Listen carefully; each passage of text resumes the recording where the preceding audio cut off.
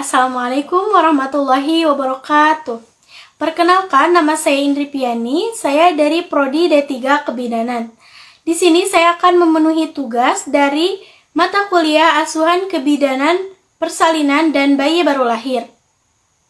Pada kesempatan kali ini, saya akan menyampaikan sedikit materi mengenai asuhan bayi baru lahir. Selamat menyaksikan.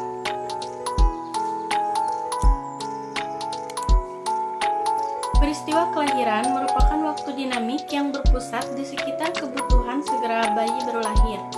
Walaupun sebagian proses persalinan terfokus pada ibu, tetapi proses tersebut merupakan proses pengeluaran hasil kehamilan, maka penatalaksanaan suatu persalinan dikatakan berhasil apabila selain ibunya, bayi yang dilahirkan juga berada dalam kondisi yang optimal.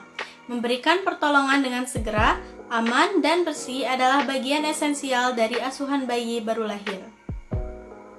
Sebagian besar persalinan adalah normal, tetapi gangguan dalam kehamilan dan proses persalinan dapat mempengaruhi kesehatan bayi yang baru dilahirkan. Sebagian besar kesakitan dan kematian bayi baru lahir disebabkan karena asfiksia, hipotermia, dan atau infeksi. Kesakitan dan kematian bayi baru lahir dapat dicegah bila asfiksia segera dikenali dan ditata laksanakan secara adekuat. Dibarengi pula dengan pencegahan hipotermi dan infeksi. Periode adaptasi terhadap kehidupan di luar rahim disebut periode transisi. Periode ini dapat berlangsung hingga 1 bulan atau lebih setelah kelahiran untuk beberapa sistem tubuh bayi. Transisi yang paling nyata dan cepat terjadi adalah pada sistem pernapasan dan sirkulasi, sistem termoregulasi, dan dalam kemampuan mengambil dan menggunakan glukosa. Saat ini, bayi tersebut harus mendapat oksigen melalui sistem sirkulasi pernafasannya sendiri yang baru, mendapatkan nutrisi oral untuk mempertahankan kadar gula darah yang cukup, mengatur suhu tubuh, dan melawan setiap penyakit atau infeksi di mana semua fungsi ini sebelumnya dilakukan oleh plasenta. Yang pertama adalah perubahan sistem pernafasan. Pernafasan pertama pada bayi normal terjadi dalam waktu 30 detik pertama sesudah lahir. Usaha bayi pertama kali untuk mempertahankan tekanan alveoli, selain karena adanya surfaktan, juga karena adanya tarikan nafas dan pengeluaran nafas dengan merintih sehingga udara bisa tertahan di dalam. Cara neonatus bernapas dengan cara bernapas diafragmatik dan abdominal, sedangkan untuk frekuensi dan dalamnya bernapas belum teratur. Apabila surfaktan berkurang, maka alveoli akan kolaps dan paru-paru kaku, sehingga terjadi atelektaksis. Dalam kondisi seperti ini, neonatus masih mempertahankan hidupnya karena adanya kelanjutan metabolisme anaerobik. Pernapasan pertama pada bayi normal terjadi dengan yang pertama, perkembangan paru-paru. Paru-paru berasal dari titik tumbuh yang muncul dari paring yang bercabang dan kemudian bercabang kembali membentuk struktur percabangan bronkus. Proses ini terus berlanjut sampai sekitar usia 8 tahun, sampai jumlah bronkus dan alveolus akan sepenuhnya berkembang. Walaupun janin memperlihatkan adanya gerakan napas sepanjang trimester 2 dan 3, paru-paru yang tidak matang akan mengurangi kelangsungan hidup bayi baru lahir sebelum usia 24 minggu. Hal ini disebabkan karena keterbatasan permukaan alveolus, ketidakmatangan sistem kapiler paru, dan tidak tercukupinya jumlah surfaktan. Yang kedua adalah awal timbulnya pernapasan. Faktor yang berperan pada rangsangan nafas pertama bayi adalah hipoksia pada akhir persalinan dan rangsangan fisik lingkungan luar rahim yang merangsang pusat pernapasan di otak.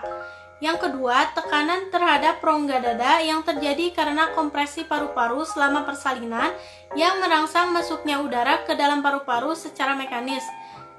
Lalu, interaksi antara sistem pernapasan, kardiovaskuler, dan susunan saraf pusat menimbulkan pernapasan yang teratur dan berkesinambungan serta denyut yang diperlukan untuk kehidupan. Penimbunan karbon dioksida CO2 setelah bayi lahir, kadar CO2 meningkat dalam darah dan akan merangsang pernapasan. Berkurangnya O2 akan mengurangi gerakan pernapasan janin, tetapi sebaliknya, kenaikan CO2 akan menambah frekuensi dan tingkat gerakan pernapasan janin. Perubahan suhu, keadaan dingin akan merangsang pernapasan bayi. Lalu, perubahan sistem pernafasan yang terjadi saat bayi lahir. Yang pertama, saat cukup bulan, terdapat cairan dalam paru-paru bayi. Pada persalinan, bayi melalui jalan lahir yang menyebabkan 1/3 cairan terperas keluar dari paru-paru. Pada beberapa kali tarikan napas pertama setelah lahir, udara ruangan memenuhi trakea dan bronkus bayi baru lahir.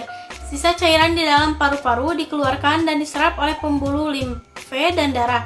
Semua alveoli akan berkembang terisi udara dan pernapasan bayi tergantung sepenuhnya pada paru-parunya sendiri. Dari cairan menuju udara bayi cukup bulan mempunyai cairan di dalam paru-parunya.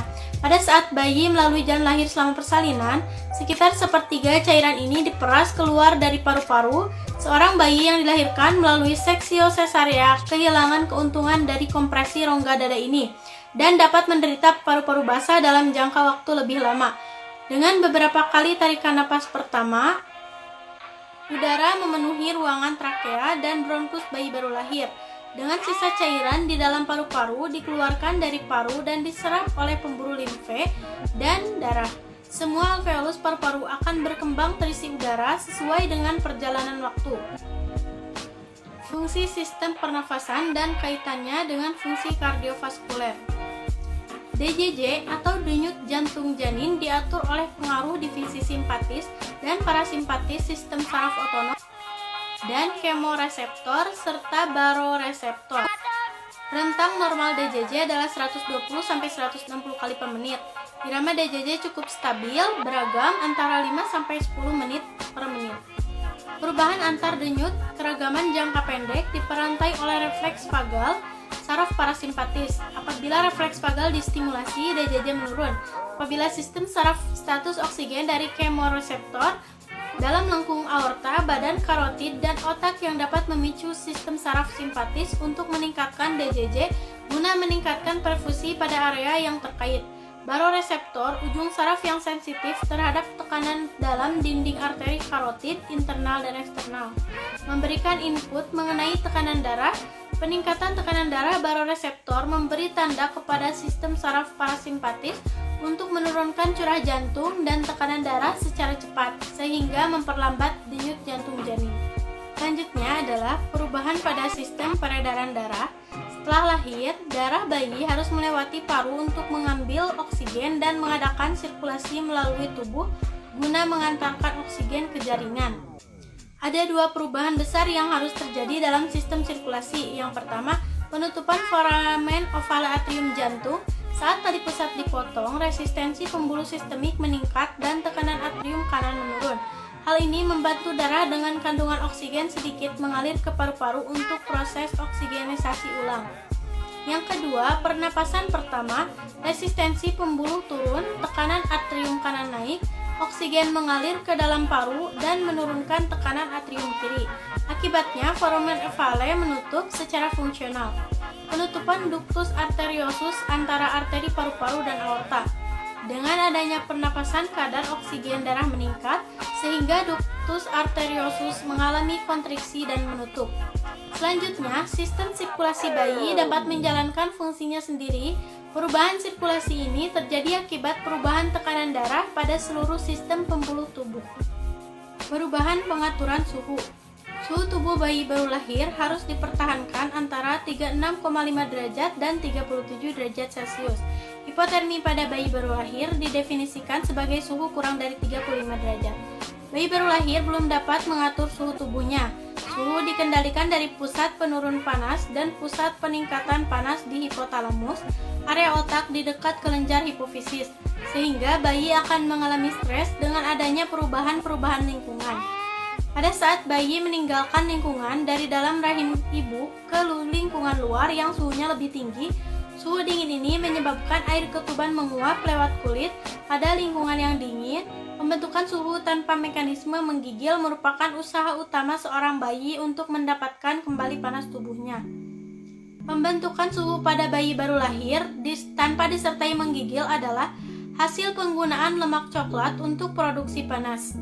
Timbunan lemak coklat terdapat di seluruh tubuh dan mampu meningkatkan panas tubuh sampai 100%. Untuk membakar lemak coklat, sering bayi harus menggunakan glukosa guna mendapatkan energi yang akan mengubah lemak menjadi panas. Lemak coklat tidak dapat diproduksi ulang oleh seorang bayi baru lahir. Jika seorang bayi kedinginan, dia akan mulai mengalami hipoglikemi, hipoksia, dan asidosis. Sehingga upaya pencegahan kehilangan panas merupakan prioritas utama dan bidan berkewajiban untuk meminimalkan kehilangan panas pada bayi baru lahir memiliki kemampuan terbatas untuk berkeringat dan menggigil. Termogenesis non-menggigil atau non-shivering thermogenesis (NST) digunakan oleh bayi baru lahir untuk tetap hangat dan dimulai dengan oksigenasi, pelepasan dari plasenta, memotong tali pusat memaksimalkan NST, pendinginan kutaneus, reseptor dingin di kulit menstimulasi pelepasan noradrenalin. Mekanisme kehilangan panas. Panas hilang selama kelahiran, resusitasi dan transportasi. Yang pertama, evaporasi, kehilangan panas akibat bayi tidak segera dikeringkan. Akibatnya, cairan ketubuhan pada permukaan tubuh menguap. Konduksi, kehilangan panas akibat kontak langsung antara tubuh bayi dengan permukaan yang dingin. Lalu ada konveksi, kehilangan panas akibat bayi terpapar dengan udara sekitar yang lebih dingin. Lalu radiasi, kehilangan panas akibat bayi ditempatkan di dekat benda yang temperaturnya lebih rendah dari temperatur tubuh bayi. Upaya mencegah kehilangan panas. 1. Keringkan bayi secara seksama. 2. Lakukan IMD. 3. Selimuti bayi dengan selimut bersih, kering, dan hangat. 4. Tutupi kepala bayi. 5. Anjurkan ibu memeluk dan memberikan ASI. 6. Jangan segera menimbang atau memandikan bayi. 7. Tempatkan bayi di lingkungan yang hangat. 8. Efek hipotermi. Yang pertama, peningkatan resistensi atau tahanan vaskuler pulmonal mengurangi oksigenasi. Yang kedua, penurunan produksi surfaktan meningkatkan atelektasis yang memperburuk asidosis. Yang ketiga, asidosis meningkatkan tekanan arteri pulmonal, mengurangi jumlah aliran darah melalui paru menyebabkan hipoksia. Lalu peningkatan asidosis juga menyebabkan pergeseran bilirubin, menimbulkan resiko hiperbilirubinemia. Peningkatan penggunaan glukosa karena peningkatan metabolisme memicu hipoglikemi dan mengurangi energi yang tersedia untuk pertumbuhan. Curah jantung yang buruk dan penurunan aliran darah ke saluran gastrointestinal menyebabkan iskemia yang dapat menyebabkan enterokolitis nekrotik atau NSC. Hemoragi pulmonal dapat juga terjadi akibat kegagalan ventrikel kiri dan kerusakan pada kapiler pulmonal menyebabkan kebocoran cairan dan sel dari alveoli. Perawatan bayi saat lahir. Yang pertama, suhu minimal janin 1 derajat lebih tinggi dibandingkan suhu ibu karena pertukaran panas melalui plasenta. Yang kedua, penurunan suhu lingkungan saat kelahiran. Bayi terlahir dengan kondisi basah dilahirkan ke lingkungan yang dingin. Yang ketiga, bayi cukup bulan yang sehat akan berespon dengan meningkatkan produksi panas. Yang keempat, mengeringkan dan membedong bayi dengan handuk hangat akan mempertahankan suhu tubuh bayi. Terakhir, perawatan kanguru membantu mempertahankan bayi tetap hangat. Menempatkan bayi kontak langsung ke dada ibu, menstimulasi ibu untuk mengubah suhu tubuhnya untuk memenuhi kebutuhan bayinya. Selanjutnya adalah adaptasi perubahan sistem pencernaan. Kemampuan bayi untuk mencerna, menyerap, dan metabolisme bahan makanan sudah adekuat, tetapi terbatas pada fungsi-fungsi tertentu. Terdapat enzim untuk mengkatalisasi protein dan karbohidrat sederhana, monosakarida dan disakarida. Yang pertama adalah mulut. Bibir bayi baru lahir harus kemerahan dan lidahnya harus rata dan simetris. Kelenjar saliva berfungsi pada saat lahir, tetapi kebanyakan belum mensekresi saliva sampai dengan umur 2-3 bulan. Yang kedua adalah lambung. Pada saat lahir, kapasitas lambung bayi adalah sekitar 30-60 mili dan meningkat dengan cepat sehingga pada hari ketiga atau keempat, kapasitasnya mencapai 90 mili. Yang ketiga adalah usus. Usus pada bayi jika dibandingkan dengan panjang tubuh bayi terlihat sangat panjang. Feses pertama bayi adalah hitam kehijauan, tidak berbau, substansi yang kental atau lengket yang disebut mekonium, yang biasanya keluar dalam 24 jam pertama. Feses ini mengandung sejumlah cairan amnion, vernix, sekresi saluran pencernaan, empedu, lanugo, dan zat sisa dari jaringan tubuh. Feses transisi yang berwarna hijau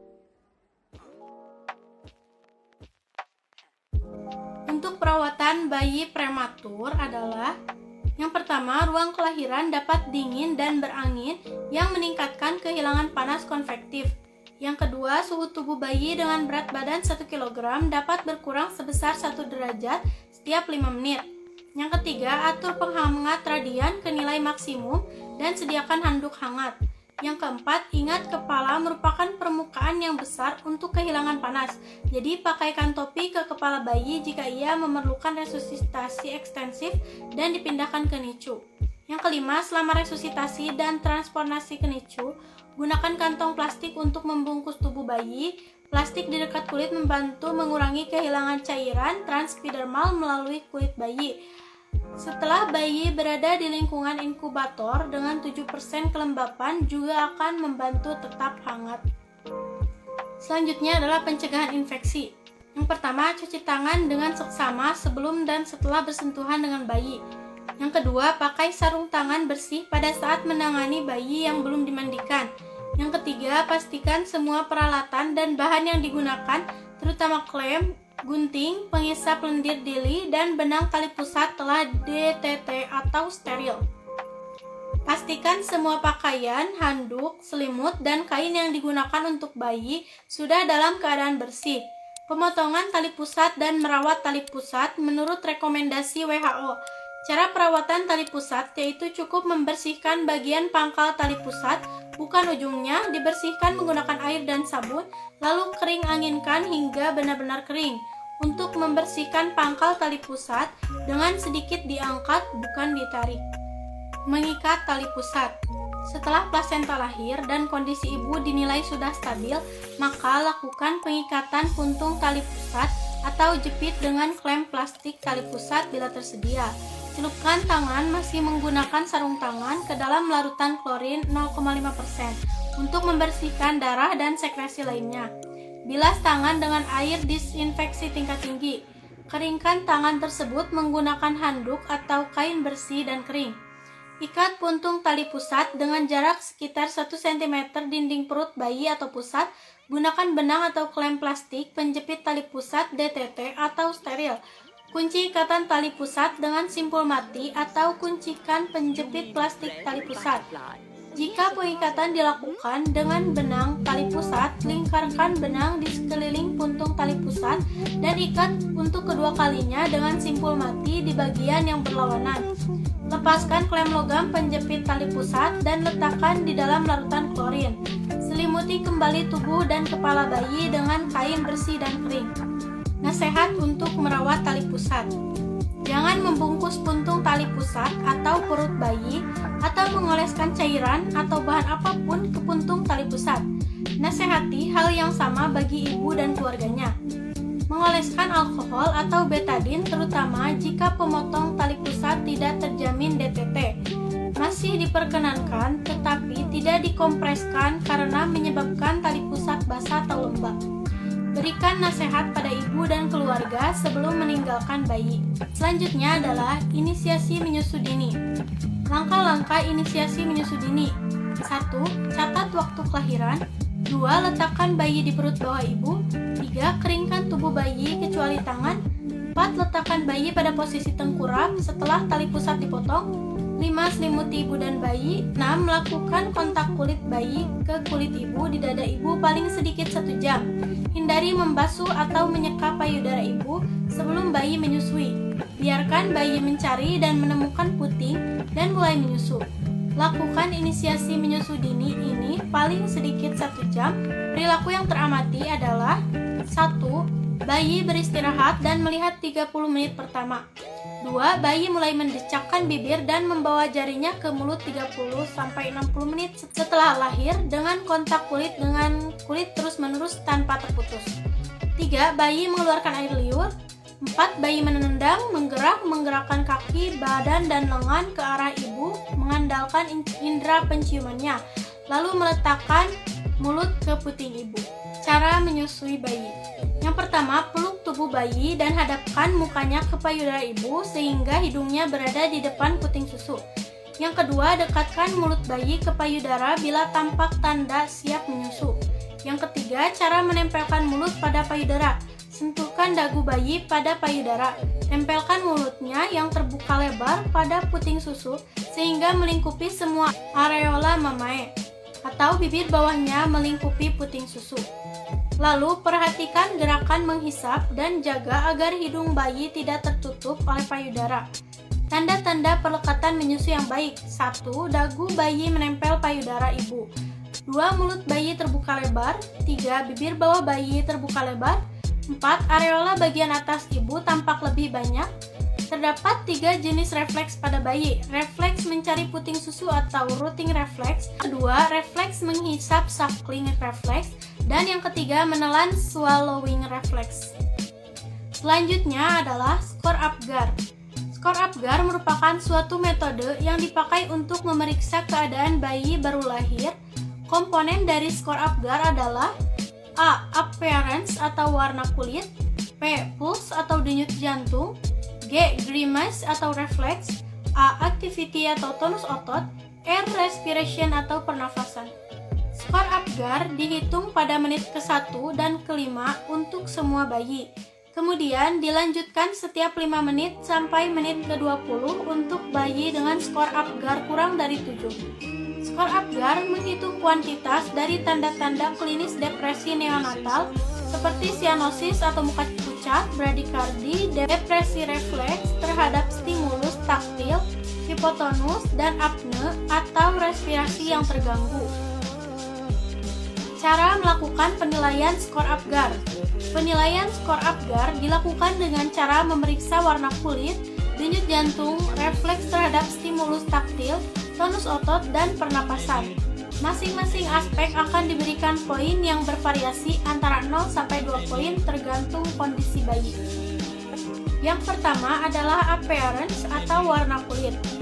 Dokter mengamati warna kulit pada tubuh dan ekstremitas bayi dan memberikan poin sesuai hasil pemeriksaan.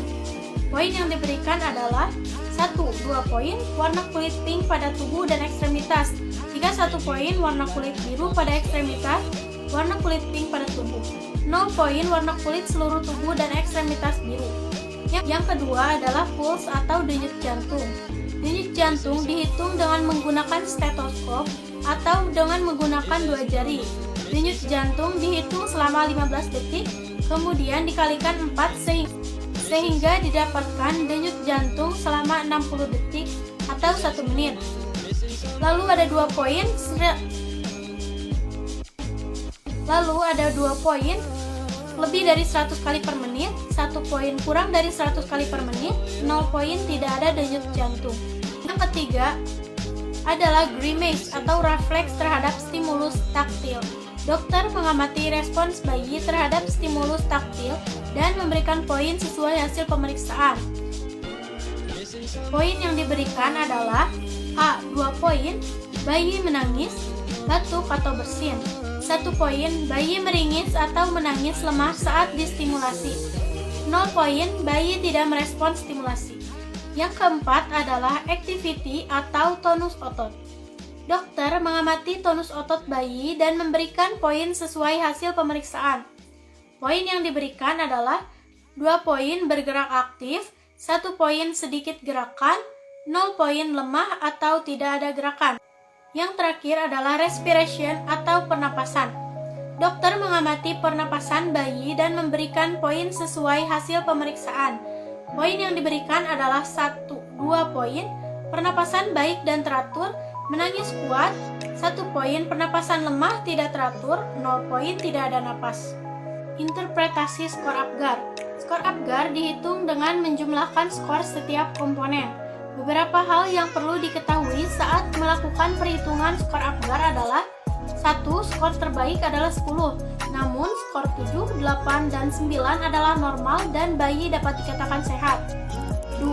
Skor 10 sangat jarang didapat karena sebagian besar bayi yang baru lahir akan kehilangan 1 poin dari komponen warna kulit. 3. Sebagian besar bayi yang baru lahir akan mempunyai warna kulit kebiruan pada tangan dan kaki. Skor Apgar yang rendah biasanya disebabkan oleh proses kelahiran yang sulit, seksio cesarea, cairan pada saluran pernapasan. Selanjutnya adalah resusitasi bayi. Resusitasi adalah prosedur pertolongan dalam menyelamatkan bayi yang kesulitan bernapas karena kekurangan oksigen.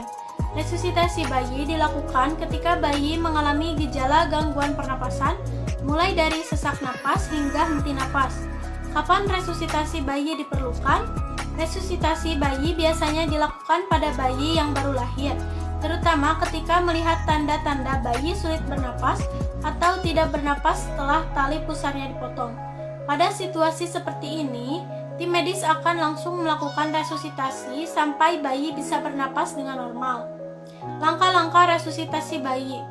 Yang pertama, memeriksa kesadaran, memeriksa pernapasan, berikan bantuan napas, dan lakukan kompresi dada. Selanjutnya adalah bonding attachment. Bonding dapat diartikan sebagai ikatan dan attachment adalah sentuhan. Attachment adalah proses penggabungan berdasarkan cinta dan penerimaan yang tulus dari orang tua terhadap anaknya dan memberikan dukungan asuhan dalam perawatannya.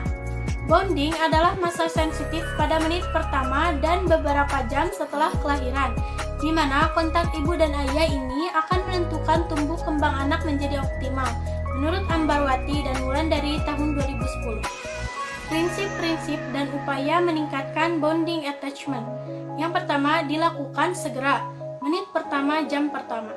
Sentuhan orang tua pertama kali, adanya ikatan yang baik dan sistematis berupa kedekatan orang tua kepada anak, kesehatan emosional orang tua, terlibat pemberian dukungan dalam proses persalinan, persiapan PNC sebelumnya, adaptasi, tingkat kemampuan komunikasi dan keterampilan untuk merawat anak, kontak sedini mungkin sehingga dapat membantu dalam memberi kehangatan pada bayi, menurunkan rasa sakit ibu, serta memberi rasa nyaman.